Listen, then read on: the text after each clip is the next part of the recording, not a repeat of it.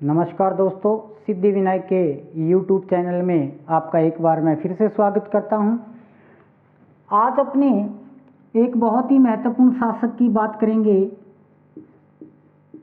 मेवाड़ महाराणा राज सिंह। मेवाड़ महाराणा राज सिंह। राज सिंह का जो शासनकाल है वो 1652 से लेकर 1680 तक रहता है।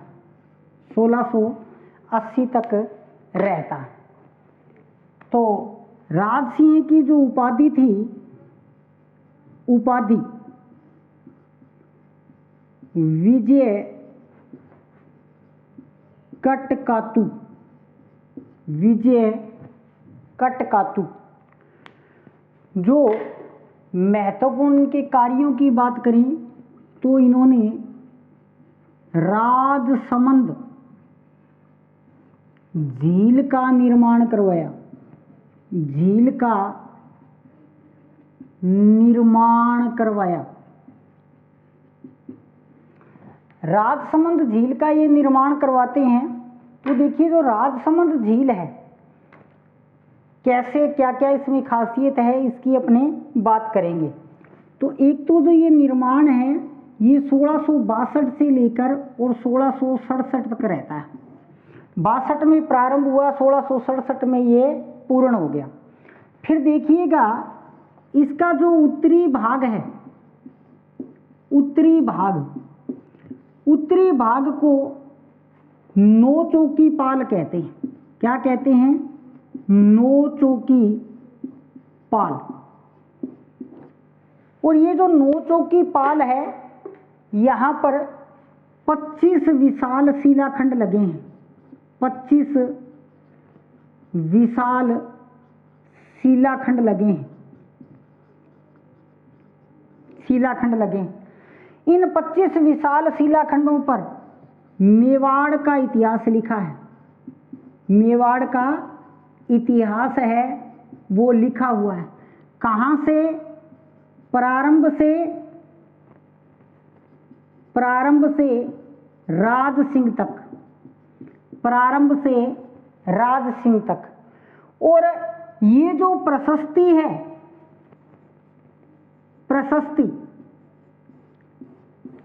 प्रशस्ति दोस्तों किसको कहते हैं? जिसमें किसी शासक की उपलब्धियां हो। तो इसमें राज सिंह की उपलब्धियां लिखी हुई हैं, इसलिए ये राज प्रशस्ति कहलाती है। क्या कहलाती है? राज प्रशस्ति कहलाती है। और इस प्रशस्ति की जो भाषा है वो संस्कृत है। भाषा कौन सी है? संस्कृत है। और रचना रणछोड़ भट्ट ने की। रणछोड़ भट्ट इस प्रशस्ति के रचयिता हैं। और इस प्रशस्ति की सबसे इंपॉर्टेंट बात, ये विश्व की सबसे बड़ी प्रशस्ति है।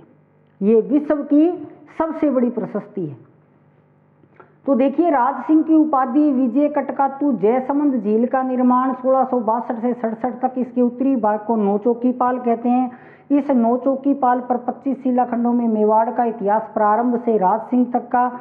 इसे राज प्रशस्ति भी कहते हैं। भाषा संस्कृत और रचना रणछोड़ भट्ट ने। एक और इंपॉर्टेंट बात, राजसमंद झील राज्य की एकमात्र झील है जिस झील पर किसी जिले का नामकरण हुआ। जिस झील के नाम से कोई जिला बना।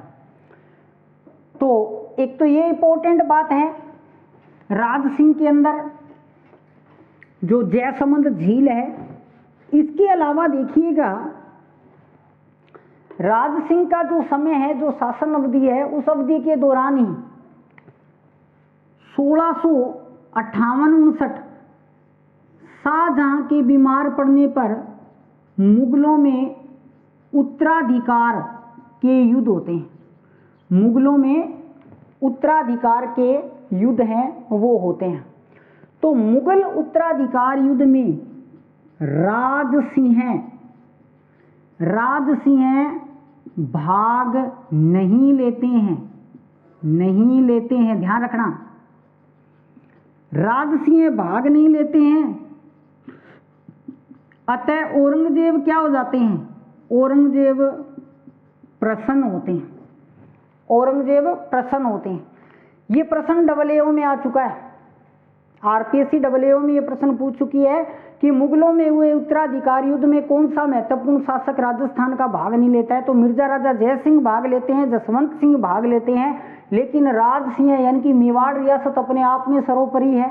तो जब मेवाड़ महाराणा भाग नहीं ले रहे हैं तो वो अपने आप में इंपोर्टेंट है, तो राज सिंह भाग नहीं लेते हैं, औरंगजेब प्रसन्न हो जाते हैं।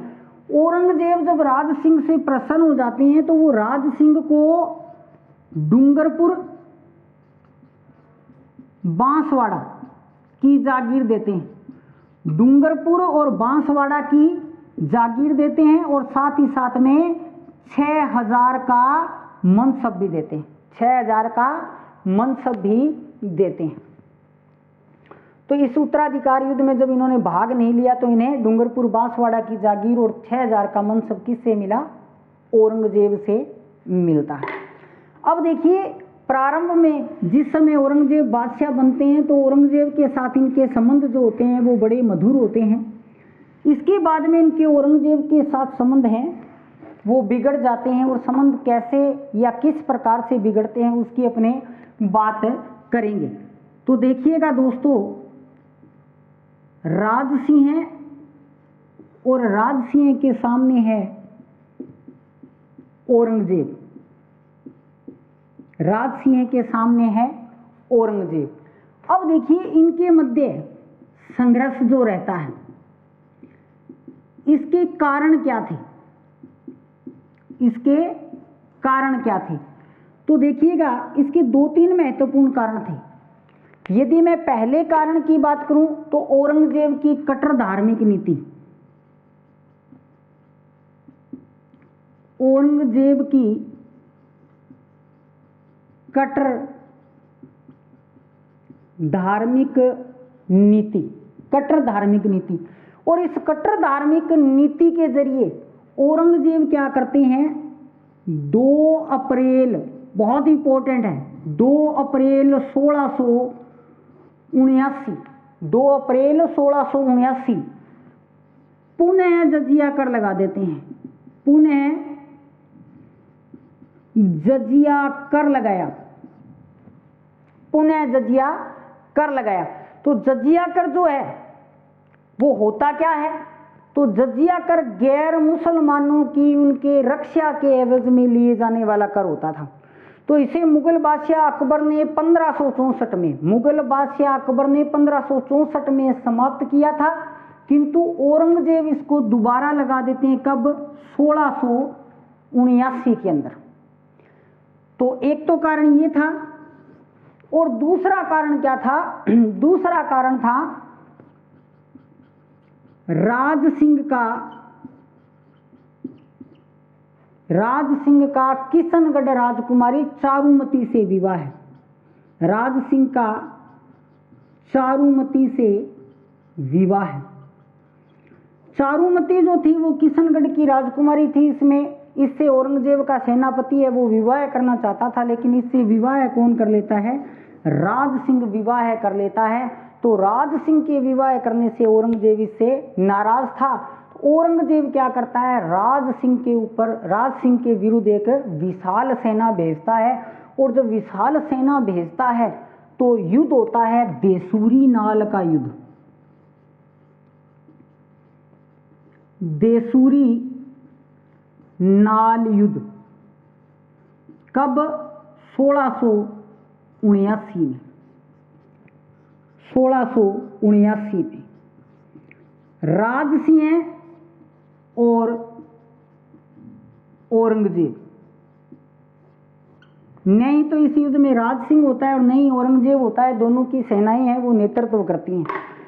तो राज सिंह जो था ना वो इस समय विवाह में व्यस्त था, इसका विवाह हो रहा था चारुमती के साथ, तो वो विवाह में व्यस्त था। तो राज सिंह क्या करते हैं, अपने सेनापति रतन सिंह चुड़ावत को कहते हैं, नेतृत्व कौन करता है इस युद्ध का, रतन सिंह चूड़ावत, रतन सिंह है चूड़ावत। रतन सिंह जो चूड़ावत होते हैं वो समुलर के ठाकुर या सामंत होते हैं, सामंत। अब देखिएगा राज सिंह विवाह में व्यस्त है, लेकिन रतन सिंह जो होते हैं ना उनका भी 2-3 दिन पहले ही विवाह हुआ था। तो जैसे ही राज सिंह इनको आदेश देते हैं, ये कहते हैं भी मैं भी नहीं जाऊंगा, ये कहता है मैं भी नहीं जाऊंगा, तो किसी को तो युद्ध में जाना पड़ेगा। तो अब रतन सिंह तो मजबूर है क्योंकि राजा का आदेश है, तो इनको जाना पड़ा। जैसे ही रतन सिंह घर से थोड़ी दूर निकलते हैं, निकलने के बाद में इनको अपनी नवी नवेली दुल्हन की याद आती है। तो वो एक दासी को भेजते हैं कि आप जाओ और आप जाकर जो रानी है उससे सेनानी, सेनानी का मतलब निशानी लेकर आओ, सेनानी से का मतलब निशानी लेकर आओ। तो वो दासी इनकी पत्नी सलह कवर, सलह कवर, सलह कवर, सैल कवर, सेज कवर, ऐसे कई नाम मिलते हैं। इनसे आकर इनका जो दास है, दासी है, वो आकर क्या करती है, सेनानी मांगती है, सेनानी यानी कि निशानी मांगती है। तो सलह कवर ये सोचती है कि युद्ध में मेरा पति है वो मेरे को याद करता रहेगा, याद करता रहेगा, तो युद्ध में उसकी गर्दन कोई ना कोई काट ले जाएगा, क्या करूं। तो ये क्या कर देती है, इस सेनानी के अंदर अपना सिर काट कर दे देती है, सिर काट कर दिया, ये अपना सिर ही काट कर दे देती है, सिर काट कर दे देती है। अब रतन सिंह युद्ध क्षेत्र में जाते हैं और उस कटे हुए सिर को अपने गले में डालते हैं। बहुत ही भयंकर युद्ध होता है और इस भयंकर युद्ध में रतन सिंह जो है उनकी वीरगति हो जाती है, रतन सिंह की वीरगति हो जाती है। और रतन सिंह की जो छतरी है वो देसूरी नाल में बनी हुई है, देसूरी नाल में बनी हुई है। छतरी जो है वो रतन सिंह चूड़ावत की देसूरी नाल के अंतर्गत है, बनी हुई है। अब देखिएगा देसूरी जो नाल है, एक और इंपॉर्टेंट बात बताऊं मैं आपको, पाली और राजसमंद की सीमा बनाती है, पाली और राजसमंद की सीमा बनाती है। ये हिस्ट्री का तो नहीं लेकिन ज्योग्राफी का प्रश्न है, बहुत बार पूछा गया, इंपॉर्टेंट है। पाली और राजसमंद की सीमा कौन सा दर्रा बनाता है, तो पाली और राजसमंद की सीमा देसूरी नाल बनाता है, देसूरी नाल बनाता है। और ये जो सारा प्रकरण है, रतन सिंह ने अपनी दासी को भेजा सहल कंवर से सेनानी मांगने के लिए, उसने सेनानी दी, इन सब का कविता में जो बहुत ही सुंदर वर्णन किया है, कविता जो लिखी है सेनानी, वो कविता है मेघराज मुकुल की, मेघराज मुकुल कविता जो है सेनानी वो मेघराज मुकुल की है। तो देखिएगा दोस्तों, ये जो राज सिंह और औरंगजेब के मध्य जो लड़ाई या जो संघर्ष रहता है, उसके दो इंपॉर्टेंट कारण, औरंगजेब की कट्टर धार्मिक नीति, 2 अप्रैल 1679 के अंदर वो जजिया कर लगा देता है और राज सिंह चारुमती से विवाह कर लेता है, इसलिए दोनों में आपस में टकराव की स्थिति हो जाती है। तो देसूरी नाल का युद्ध होता है। देसूरी नाल के युद्ध के अंदर राज सिंह रतन सिंह चूड़ावत को भेजते हैं। रतन सिंह चूड़ावत की जो पत्नी थी वो सैल कंवर या सलह कंवर थी, उससे वो निशानी मांगते हैं, यानी कि सेनानी मांगते हैं, तो वो अपना सिर काट के दे देती है। और बड़ी ही अच्छी कविता लिखी है मेघराज मुकुल ने। बड़ा भयंकर युद्ध के अंदर वीरगति प्राप्त होती है रतन सिंह को, और इनकी छतरी देसूरी नाल में बनी हुई है। और देसूरी जो नाल है वो पाली और राजसमंद की सीमा है वो बनाता है, पाली और राजसमंद की सीमा है वो बनाता है। इसके बाद में देखिएगा, इसके बाद में औरंगजेब है वो हिंदू मंदिरों को तोड़ना प्रारंभ कर देते हैं। और जब हिंदू मंदिरों को तोड़ा जाता है तो वृंदावन मथुरा, वहां से बहुत सारे पुजारी हैं वो मूर्तियों को लेकर सीहड़ गांव आ जाते हैं। कौन से गांव आ जाते हैं? सीहड़, सीहड़ गांव आ जाते हैं। और सीहड़ गांव तो नाथ जो वल्लभ संप्रदाय है उसके अंदर सिंहड़ मंदिर को द्वारा कहा जाता है, इसलिए इसका नाम क्या हो गया, नाथ द्वारा। नाथ द्वारा, तो नाथ द्वारा में राज सिंह श्रीनाथ जी का मंदिर बनवाते हैं। नाथ द्वारा में श्री नाथ जी मंदिर का निर्माण कौन करवाते हैं, मेवाड़ महाराणा राज सिंह करवाते हैं। मेवाड़ महाराणा राज सिंह करवाते हैं। इसके अलावा ये द्वारिकाधीश मंदिर का भी निर्माण करवाते हैं। द्वारिकाधीश मंदिर, द्वारिकाधीश मंदिर कहाँ पे, कांकरोली। कांकरोली, कांकरोली में ये द्वारिकाधीश मंदिर बनाते हैं। और कांकरोली जो है वो टायर और ट्यूब उद्योग के लिए प्रसिद्ध है। टायर और ट्यूब उद्योग के लिए प्रसिद्ध है। अब देखिएगा इसके बाद में औरंगजेब जो होते हैं वो अपने पुत्र अकबर के नेतृत्व में एक सेना भेजते हैं। वो सेना क्यों भेजी जाती है, क्योंकि राज सिंह और अजीत सिंह, अजीत सिंह कहाँ के शासक, मारवाड़। तो अजीत सिंह तो उस समय छोटे ही थे। अजीत सिंह की तरफ से दुर्गादास राठौड़, ये दोनों आपस में संधि कर लेते हैं। और जब दो बड़ी रियासतों में संधि हो जाती है, इस संधि से औरंगजेब घबराता है। औरंगजेब घबराया और घबराकर पुत्र अकबर के नेतृत्व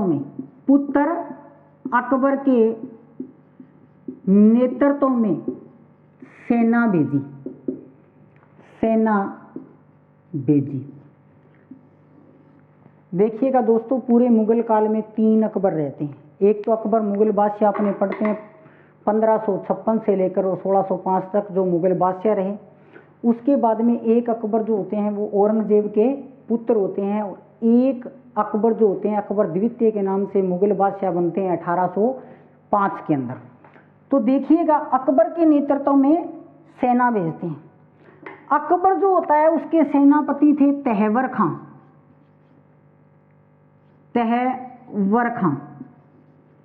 और तहवर खां क्या करते हैं, तहवर खां अकबर और राज सिंह के मध्य संधि करवा देते हैं। तहवर खां क्या करते हैं, अकबर और राज सिंह यानी कि दुर्गादास इसके साथी, इनके मध्य संधि करवा देते हैं। और राज सिंह इस अकबर को विश्वास दिलाते हैं कि हम दोनों रियासतें तेरे साथ हैं और तू क्या कर, बादशाह बन जा। तो अकबर क्या करता है, 1681 1 जनवरी की बात है, 1 जनवरी 1681 में पाली में स्वयं को हिंदुस्तान का बादशाह घोषित कर देता है। पाली में स्वयं को हिंदुस्तान का बादशाह है वो घोषित कर देता। अब देखिएगा जैसे ही अपने आप को हिंदुस्तान का बादशाह घोषित करता है, ये खबर जब औरंगजेब के पास पहुंचती है तो औरंगजेब क्या करता है, अपनी एक विशाल सेना भेजता है। तब तक मेवाड़ महाराणा की मृत्यु है वो हो चुकी होती है। 31 दिसंबर 1680 को विष से मेवाड़ महाराणा की मृत्यु होती है। तो जब इसका दूत मेवाड़ जाता है तो महाराणा है वो मर चुके होते हैं, इसलिए अकबर को कुछ नहीं सूझता है और वो दक्षिणी भारत भाग जाता है। उसके पीछे औरंगजेब भी दक्षिणी भारत जाता है, यहाँ से ये ईरान भाग जाता है और औरंगजेब है वो दक्षिणी भारत में ही फंस जाता है, मराठा, गोलकुंडा और बीजापुर के बीच में। तो दक्षिणी भारत को औरंगजेब की कब्र है वो कहते हैं, औरंगजेब की कब्र है वो कहते हैं।